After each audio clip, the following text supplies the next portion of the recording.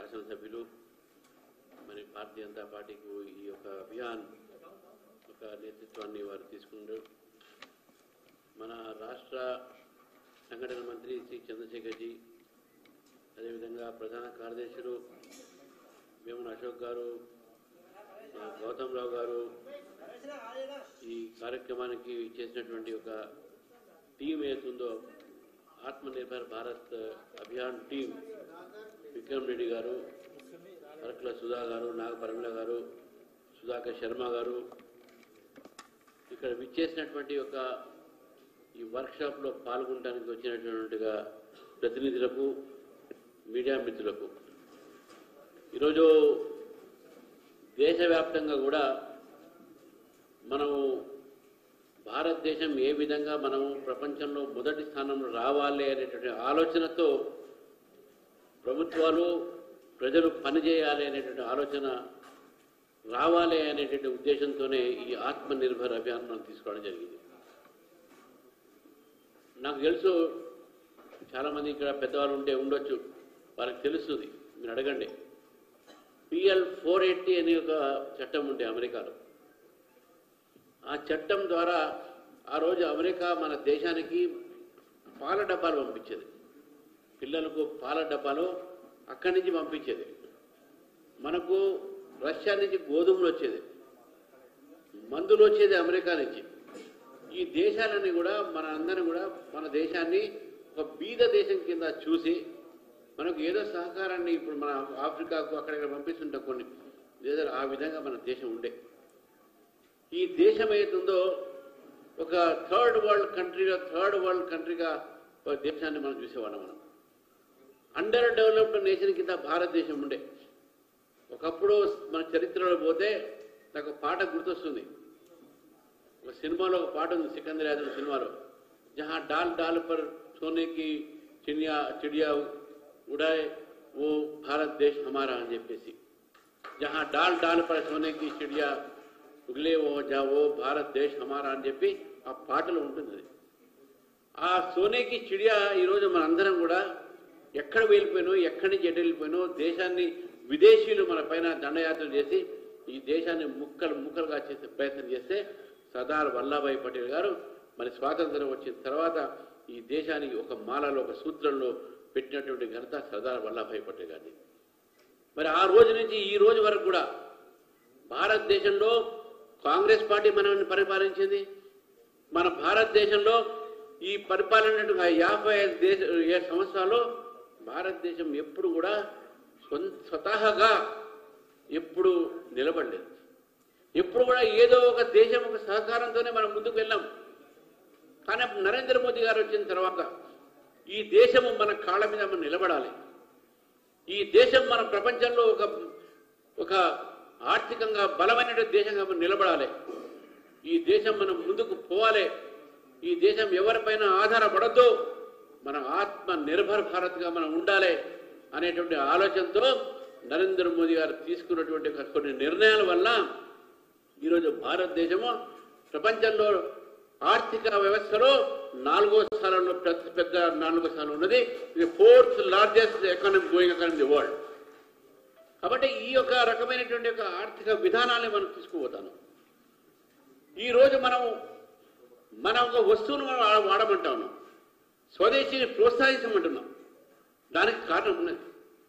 ప్రపంచవ్యాప్తంగా కూడా ఈరోజు మనం ఏదైతే కొంటామో బయటి దేశాల నుంచి లక్షలాది కోట్లాది రూపాయలు మనం ఎక్స్పోర్ట్ ఏదైతే మనం చేయలేకపోయి ఇంపోర్ట్ చేస్తూ ఉన్నాం. మనం ఎక్స్పోర్ట్ చేస్తే మనకు ఆదాయం కూడా దేశంలో ఉంటుంది. మనకు ఈరోజు మన దేశంలో ఉత్పత్తి అయినటువంటి వస్తువులు బయట దేశాలకు మనం ఎక్స్పోర్ట్ చేయాలి. మన దేశంలో ఉత్పత్తి అయిన వస్తువులు మనం కూడా వాడాలి. కానీ విదేశీయుల యొక్క మోజులతో, విదేశీ యొక్క వస్తువుల మీద మోజపడి ఈరోజు అమెరికా లాంటి దేశము, చైనా లాంటి దేశము, ఈ దేశాలన్నీ కూడా ప్రపంచంలో అన్ని దేశాలు కూడా ఆర్థికంగా వాళ్ళ గుప్పట్లో పెట్టుకున్న విషయాన్ని మనం గుర్తించాలి. భారతదేశం అట కాదు, మనం ఆత్మనిర్భర్ కావాలి. ఈరోజు నరేంద్ర మోదీ గారు వచ్చిన తర్వాత ఈ దేశము గతంలో ఒక బెగ్గింగ్ బోర్డు పెట్టుకుని వేరే విదేశాలు పోయేది. భిక్షాందేహి అని మా దేశంలో ఇక్కడ ఒక ఉప్పంగా వచ్చింది, మా దేశంలో చాలా పిల్లలు చనిపోతూ ఉన్నారు, మా దేశంలో ఇక్కడ ఫ్యామిలీని వచ్చింది, ఇవన్నీ చెప్తా ఉండే. కానీ ఈరోజు భారతదేశ పరిస్థితి లేదు. ఈరోజు భారతదేశము మన ఒక ఫారెన్ ఎక్స్చేంజ్ మనకు పెరిగింది. మనము ఈరోజు ఎక్కడ కూడా డబ్బుల కోసం మన ఓట్లే దాదాపు కాకపోగా మనమే దాదాపు 56 దేశాలకు మనం నిధులు పంపిస్తున్నాం. ఆ యొక్క దేశాలకు మనం అప్పుగా ఇస్తున్న విషయాన్ని మనం గుర్తించాలి. ఈరోజు భారతదేశము ఎవరి మీద ఆధారపడట్లే. కరోనా వచ్చినప్పుడు మనము ప్రపంచంలో ఫస్ట్ వ్యాక్సిన్ కోవిడ్ వ్యాక్సిన్ మనం కనుక్కున్నాం. మనమే కాదు 140 కోట్ల జనాభానికే కాదు ప్రపంచం మొత్తాన్ని కూడా దాదాపు అనేక దేశాల్లో మనం ఇవ్వడం జరిగింది. అది భారతదేశంలో ఉన్న క్షమత. కాబట్టి ఈరోజు మనం గతంలో లక్షల కోట్ల రూపాయలు బట్టి మనం ఆయుధాలు కొనేవాళ్ళం. మన ఆయుధాలు ఈరోజు మనమే సృష్టించుకుంటున్నాం. అది బ్రహ్మోస్ కావచ్చు, తేజాస్ కావచ్చు, పినాకిన్ కావచ్చు, ఇంకే రకరకాలైన విషయాలు లక్షలాది కోట్లాది రూపాయలు ఈరోజు మనము మన దేశంలో నిర్మాణం చేసి బయట ఎక్స్పోర్ట్ కూడా చేస్తాను. మన ఆపరేషన్ సింధూలో జరిగినటువంటి ఒక ఏవైతే ఆయుధాలు మనం వాడినామో అది తేజాస్ కావచ్చు, బ్రహ్మోస్ కావచ్చు, భారతదేశంలో తయారైంది. ఇది ఎవ్వరు కూడా ప్రపంచంలో ఊహించలేకుండా అటువంటి పరిస్థితుల్లో ఆ ఆయుధాలు ఆ విమానాలు పనిచేసినాయి. దాన్ని చూసి మన ప్రపంచం అంతా కూడా ఆశ్చర్యపోయింది. భారతదేశంలోనే వీళ్ళు ఇంత ఒక ప్రొడక్షన్ చేస్తున్నారా, స్వయంగా చేస్తున్నారా అని చెప్పి. ఆపరేషన్ సింధూర్ సక్సెస్ కావడానికి కారణమే మన ఒక ఆత్మనిర్భర భారత్ ఒక ఉదాహరణ. మన దేశంలో తయారు చేసేటువంటి ఆయుధాలని మనం వాడిన దాంట్లో అనే విషయాన్ని కూడా మనం గుర్తించాలి. అంతేకాదు మిత్రులారా, ఈరోజు అన్ని రంగాల్లో ఈరోజు అందుకే ఇండస్ట్రీస్లో ఈరోజు ప్రొడక్షన్స్లో భారతదేశంలో మేక్ ఇన్ ఇండియా ఏదైతే నరేంద్ర మోదీ గారు చెప్పారో మేక్ ఇన్ ఇండియా. నిన్ననే నేను కాటన్ ఫార్మర్స్ గురించి మాట్లాడుతూ from farm to fibre, fibre to fabric, fabric to fashion and fashion to foreign మనం ఎక్స్పోర్ట్ చేస్తూ ఉన్నాం. ఇక్కడ నేను చెప్పేది మనం ఇంకా బయట వాళ్ళ మీద డిపెండ్ కావాల్సిన అవసరం లేదు. కాబట్టి మన ఆలోచన స్వదేశీ ఉండాలి, మన వాడకంలో వస్తువులు స్వదేశీ ఉండాలి. ఈరోజు కాంగ్రెస్ పార్టీ ఈ దేశాన్ని ఏ విధంగా దోచుకున్నది మనకు తెలుసు. అక్కడ డెవలప్మెంట్ జరగలేదు. కానీ ఈరోజు నరేంద్ర మోదీ గారు వచ్చిన తర్వాత మన ఫారెన్ ఎక్స్చేంజ్తో పాటు మన ఒక ఎక్స్పోర్ట్ రేట్స్ కూడా పెరిగినాయి. ఈరోజు ప్రపంచంలో చాలా దేశాలు భారతీయ వస్తువులను వాళ్ళు తీసుకుంటా ఉన్నారు. మన ఎక్స్పోర్ట్ రేట్స్ పెరుగుతూ ఉన్నాయి.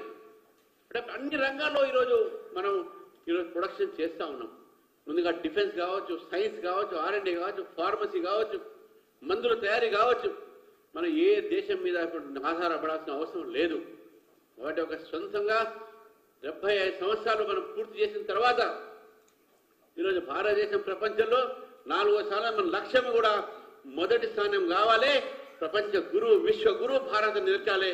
ఆ దిశలో మనందరం కూడా పోతున్నాం. కాబట్టి మన దగ్గర చాలా మంది చేనేతలు ఉన్నారు, మన దగ్గర చేతులతో పనిచేసేటువంటి చాలా మంది కార్మికులు ఉన్నారు.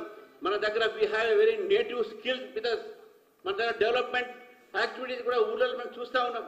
మన గ్రామాల్లో అనేకమైన వస్తువులు తయారవుతూ ఉంటాయి. అవన్నీ కూడా మనం ప్రోత్సహించాలి, ఆ కొనుగోలు చేయాలి.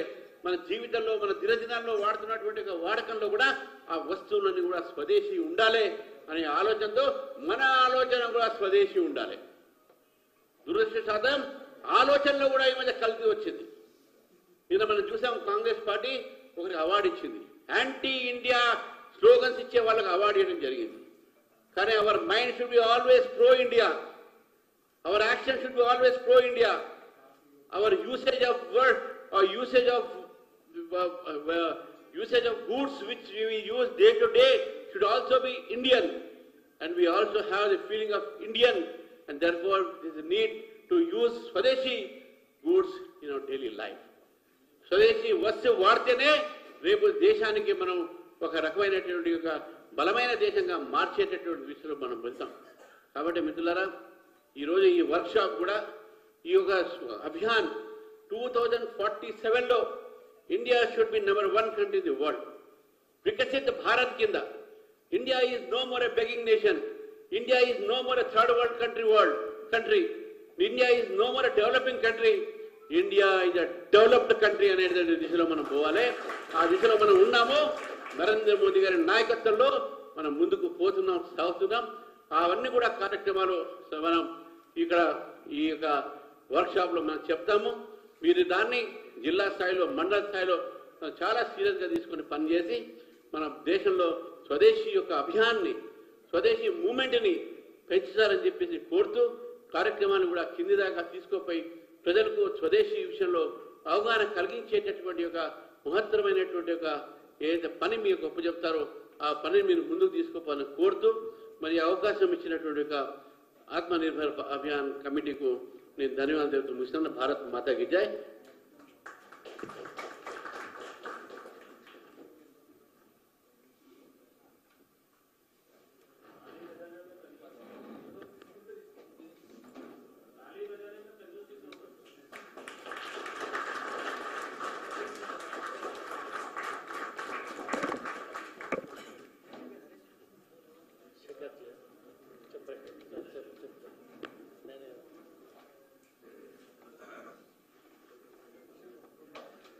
పెద్దలు